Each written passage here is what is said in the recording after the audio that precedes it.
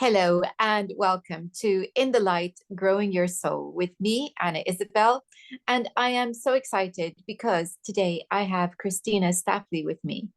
And well, she's written this wonderful book for those of us who adore trees called The Tree Dispensary.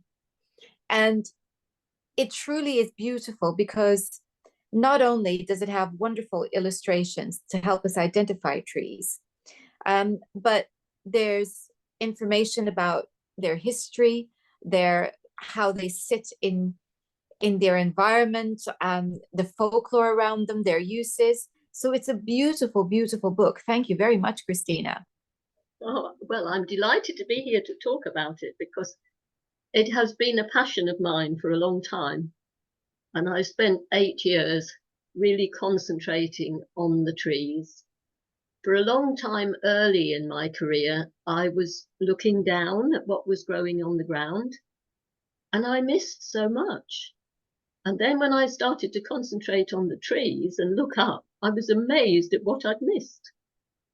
Well, we should add that you are a herbalist. And so this is why you've been looking at the ground so much. And you're right, because about herbal medicine, we think about plants that are lower down, closer to the ground, in shrubs and you know in their own rights, just like rosemary, which is a shrub, and other small shrubs, maybe coriander, things like that. We think of, but we forget about the trees, don't we? Yes. Uh, and as a herbalist, I have used quite a lot of trees to treat patients. And I wanted to write about those. And I wanted to introduce them to other herbalists and, well, everyone really, in as a whole picture.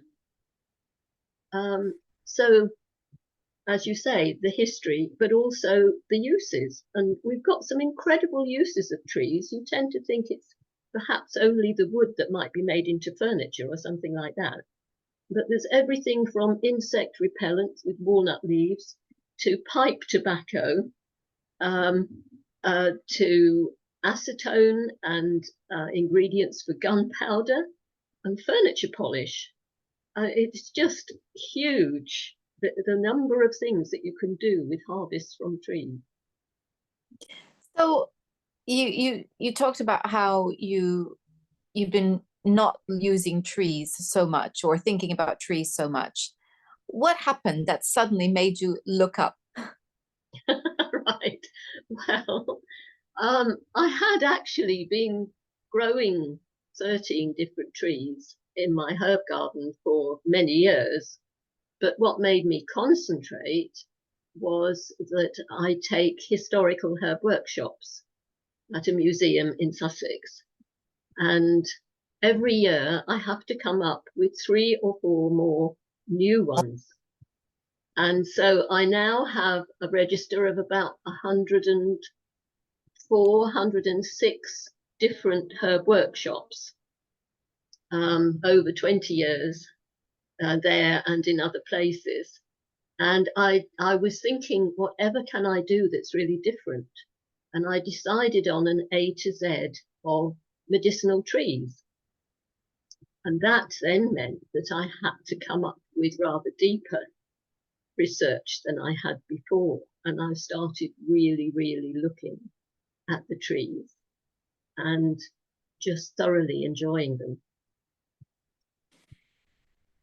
Well,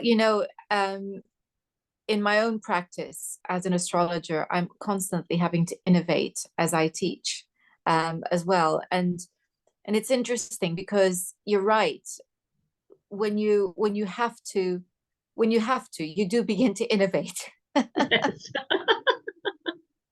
Yes. It's certainly part of the process, isn't it? That we have to innovate. So do you okay, let's walk down a typical English country lane. Mhm. What do you find? Well, you will almost certainly find um, hazel. In the hedgerow, just in the hedgerow, there might be hazel, elder, hawthorn, blackthorn, or sloe. In many hedgerows that you will find all of those, the older ones. You might come across beech or chestnut. Now, horse chestnut comes much later, but just down my road, I go past an ivy head. Well, first of all, out of my gate, silver birch, and then as I turn at the bottom of the road, there's a long hedge of ivy, and that is around lime flower trees. And there are two different lime flowers. As I walk down, there will be horse chestnut on the corner, and I've hardly gone any distance for all of those. And the horse chestnut did come later. It's not native here, but it's so beautiful in the early summer when the candles are lit, as I like to put it. You know, those beautiful pyramids of flowers. And so the males are at the top and the females below. And all of that comes out within 3 weeks of the sun warming the resin that covers the buds. And it makes that little bit of growth. And then the flowers are with us. And you can gather those and steep them in olive oil or another rather nice oil, almond oil perhaps, and then use that for muscular pain. So they are medicinal as well. It's funny because I've never heard anybody refer to them as candles except me. All right. I, it's as soon as I see them, I say, the candles are lit. Yes. And I had no idea that they had such a wonderful use. I could have probably used that last week when I pulled a muscle Oh, yes. on my hip and could barely walk. So that would dear. be But another one for muscular pain is the bay leaves. And those you can make a decoction and put it into your bath if you're still suffering. I do have bay, actually. I have it in my garden. So explain the word decoction, because these are all words which we hear. Yes. But unless you are a herbalist, they are a different world. So what is a decoction? So a decoction is, it's rather like a tea, but instead of just pouring on boiling water, you would heat it up in a pan in water and bring it to the boil and then simmer low for 20 minutes and then strain and use your decocted infusion. And I bet people all around are making decoctions and not knowing what they're doing. I, for my part, have been doing this for at least a year every morning with ginger. Because I make myself a ginger tea and then I add lemon and pepper to it. I really enjoy. So there we are. This is not a mysterious thing. It's very easy. We're simply boiling and then simmering for about 20 minutes. And you're making a decoction. Yes. And you would use that with anything that's fairly thick. So seeds you generally decoct, and roots you would decoct, and probably bark, but that depends a little bit on which tree. Well, that's wonderful. I think I'm going to have a chat with my bay tree tomorrow because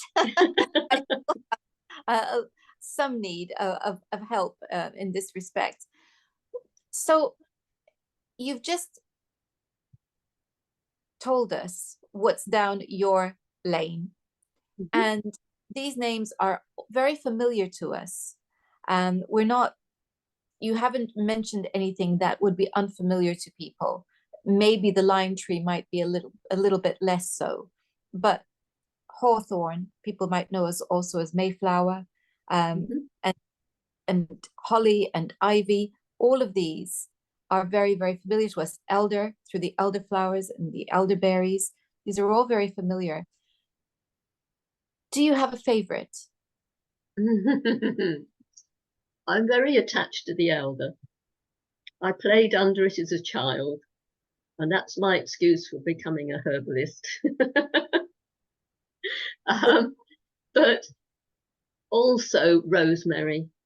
And I've put rosemary with the trees because for a long time it was known as the rosemary tree. And you can turn the wood if the rosemary is old enough. And I had a rosemary in the Hampshire cottage where we lived for 20 years. And when we came to move, it was very old. I think I took it with me when we moved in, so it was 27. And I said, well, it's getting where it's leaning over the path. Somebody will come along and just yank it out. And it should be somebody who loves it. And so I took it. And 3 years later, I found a wood turner who was willing to turn me a box. And so I have 2 rosemary boxes. And those are very precious. What a beautiful to honor it. There is in one of the herbals the instruction to open a box of rosemary every day and smell it, and it will preserve your youth. So I'm depending on that. Oh, how marvelous. Would you like to see my rosemary box? I would love to see your rosemary box. So it is just behind me. I have 2.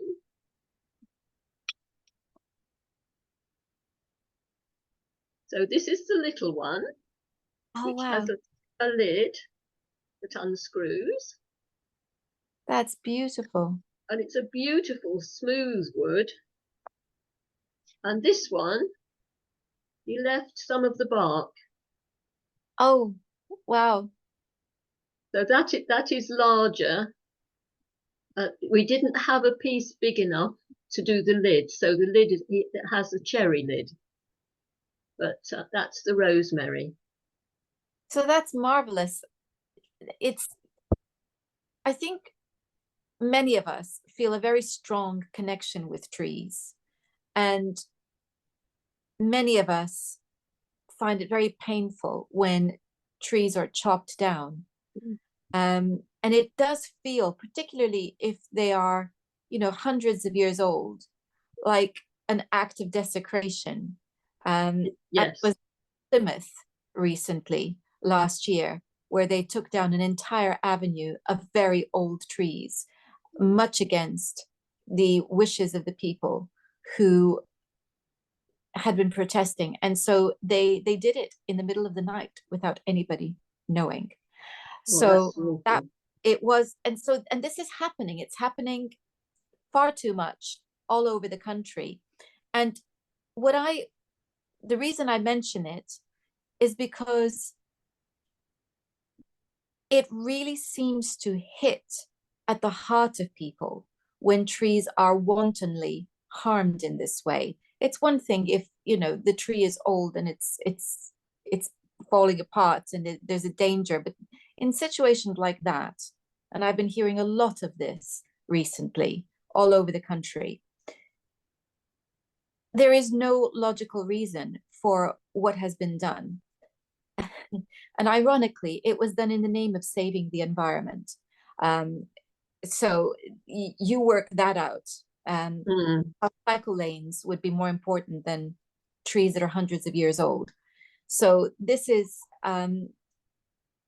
it's the effect that it has on people. What do you think is at the heart of this relationship that so many of us have with trees?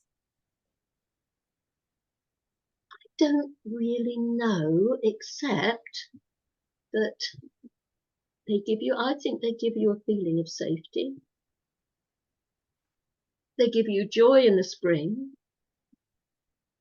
We have fruits from them and nuts. But there is something about the presence of a tree and going to a tree and hugging it or talking to it. and we're finding out so much about the awareness of trees and what they can see, if you like, what they're aware of in colours and the presence of other things and how they communicate with each other.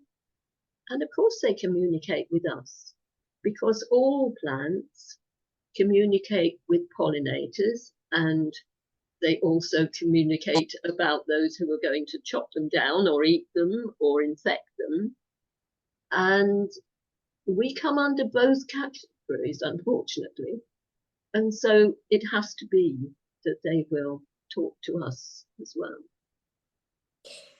You're quite right about the energy that they emanate, because if we are sensitive enough and we tune in, there is something, you're right, about safety. There's also this, I would describe it as a healing energy that comes from them. Now, some people would say, well, that's just imagination, and it's because you're associating them with longevity, and they're and maybe that's partly true. I would say that there's truth in that. They are a part of a landscape, and they are there before us, and hopefully they will be there after us. So they are very often the oldest thing that we can see on this earth. And there is that sense of history and continuity that goes with them. So I think in a sense, they're kind of earth elders, because they've been here longer than all of us, and stretching back centuries, many of them. So I think there is truth in that, but I think there is something else too. And I think you're right. And we know that they do communicate, releasing chemicals, and so on. And under the earth, the roots send out messages as well. Plants are talking to each other under the earth all the time. So I think you're right. I think that the combination of all of those things makes them very, very special. So what do you do with elder, I must ask? Almost everything you can. So elderflowers for ointments and creams, for vinegar on salads, for wine, for liqueurs, and elderflower champagne used to be a favourite until we had one or two accidents with it. So it blew up in the cupboard when I was storing a lot of clothes for a sale to raise funds for charity. And the glass went into the sacks, and I had to wash every single thing. Another one actually managed to blow a cider bottle, the old cider bottles, with the wired top, and that went down the back of the freezer, which was not popular. And the third one was doing it at the table, all over my daughter. But that aside, I use elder obviously in teas, and also in inhalations as well, to clear the sinuses. It's anti-catarrhal, the flowers, and the flowers are brilliant as an antiviral with influenza and colds. I use the berries to make ink, to dye paper, to dye silks and wool, for elderberry port, for elderberry syrup. I make gum sweets with elderberry and crabapple juice thickened with honey. I dry them, use them as like currants. You can raise bread with elderberries. They have yeasts on the outside of the skin, just like a grape. There's just so much you can do.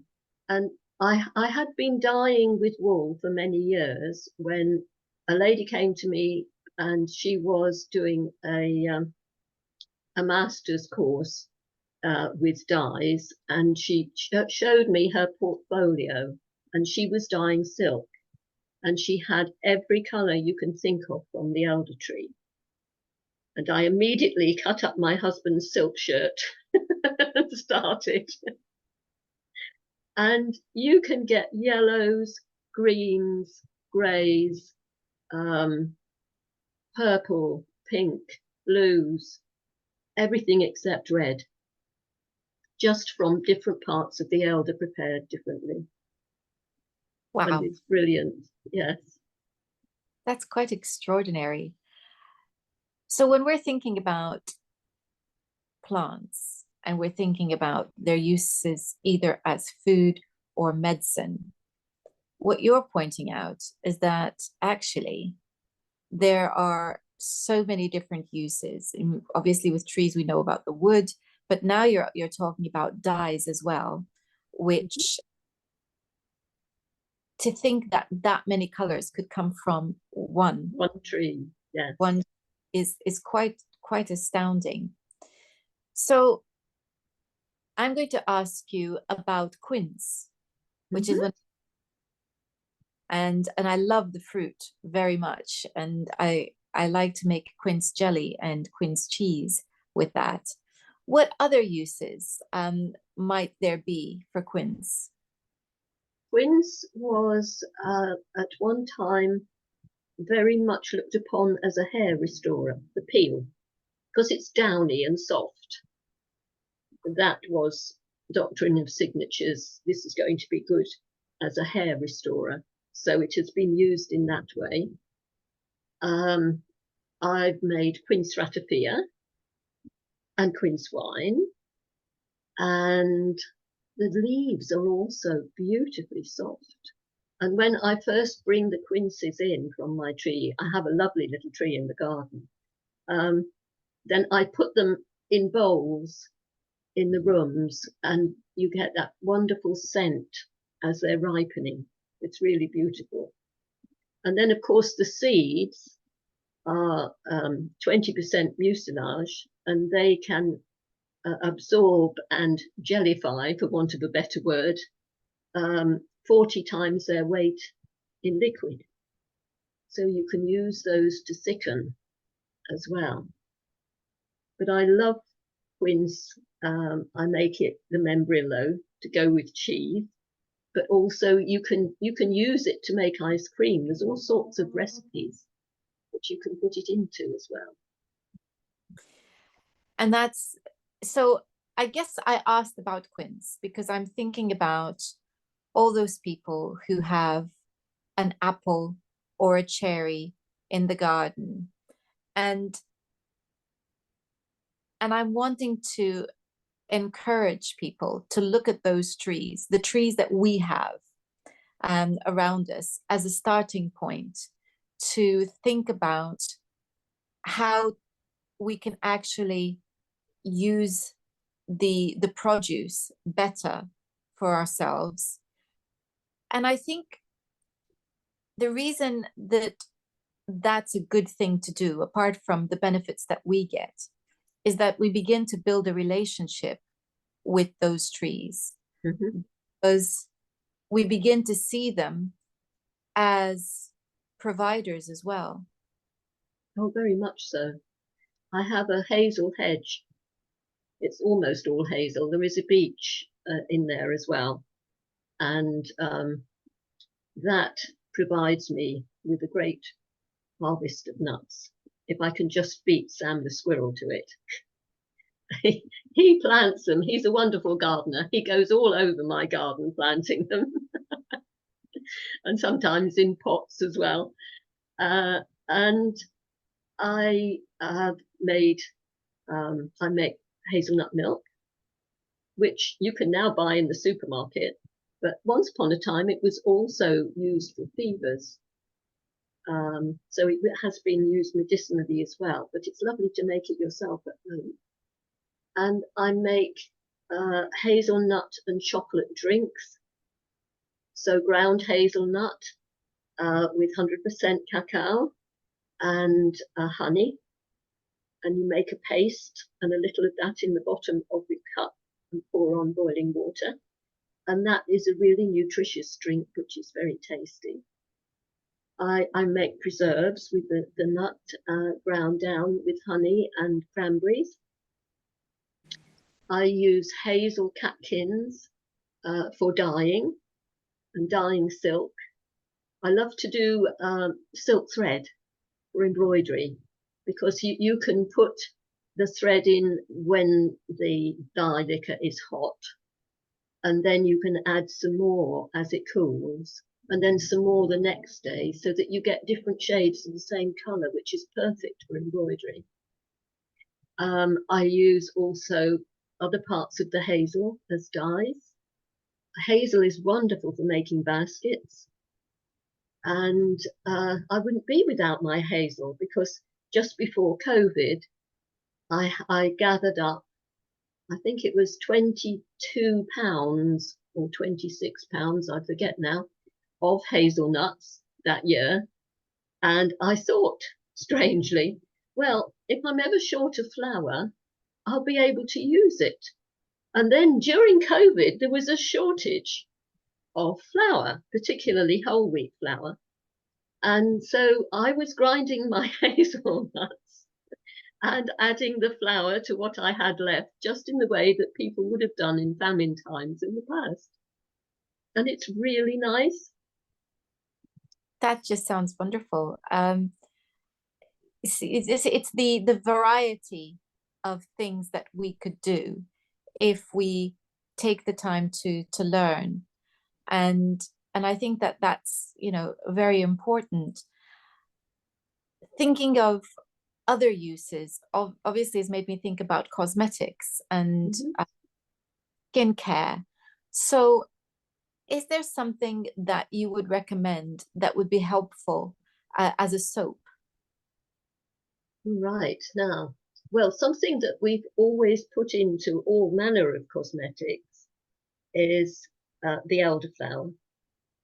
And so aromatic waters, there's a lot of distilled aromatic waters from parts of the trees, which you can use in cosmetics. And for the soap, you can use birch buds to make shampoo. You've also got lots of saponins in horse chestnut for soap as well. There is also saponins in ivy, although I wouldn't particularly use that because some people are allergic to it and have really bad sensitive reactions to ivy. But ivy has been used in the past for using on, it used to be gym slips for school, which we don't have anymore, but sort of shiny collars, things like that. You would use ivy leaves, a decoction, and you can also use those as a dye as well. Ivy gives you so much. Again, we've got ivy being turned, and I have an ivy cup, and you were supposed to be able to drink out of that, and it will take all the alcohol out so that you can drink as much as you like and you won't get drunk. So it does actually take some of the colour out of red wine. It's very porous, it's very light, and it's a lot of fun. But yes, so you can use them for washing. You can use them in, I've got a recipe on my website for a shampoo in the spring, and that's using soapwort and nettle and rosemary. And of course, there's all the pleasure of the birds in the garden when you have trees. I have so many birds in my garden. And not to say the squirrels and other folks who like eating the fruits. And I've gone into those and the butterflies that the different trees support as well. Coming back, I'm just trying to imagine how you could get soap from horse chestnuts. Just Explain, please. we're decocting again. So are you decocting the actual nuts? Is Mhm, that what it is? mhm. Yeah. And Um, but also you can use, I think you can probably get some from the leaves as well.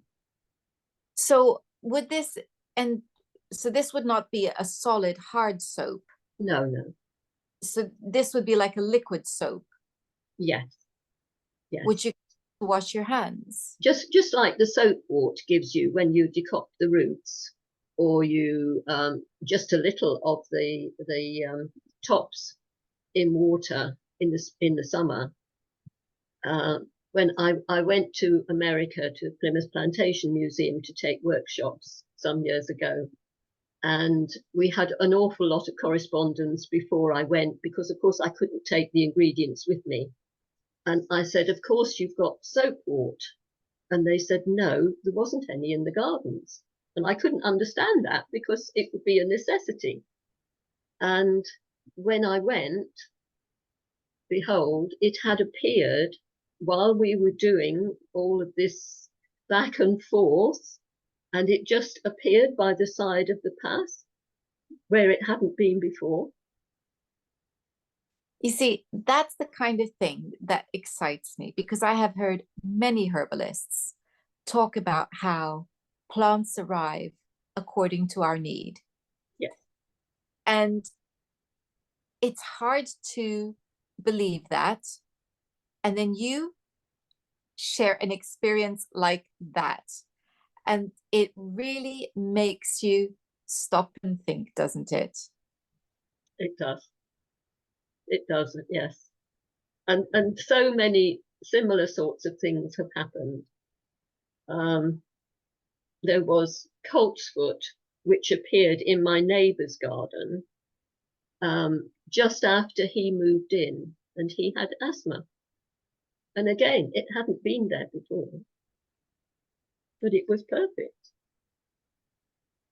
So, yes, I do see things like that happening, and Well, it's magic. the most magical experience I have had with plants to date is the very reason that I started exploring herbalism with greater diligence. And it was quite simply my partner had an injury, and the medications were making him ill. It had to stop. And now, admittedly, somewhere in the recesses of my mind, I have read many herb books. So there were, it's possible that this was also already in my memory bank somewhere. Mm-hmm. But I just knew I had to use comfrey. And I went onto my allotment, got the comfrey, started learning about how to make a poultice, and off we went. And he was out of pain.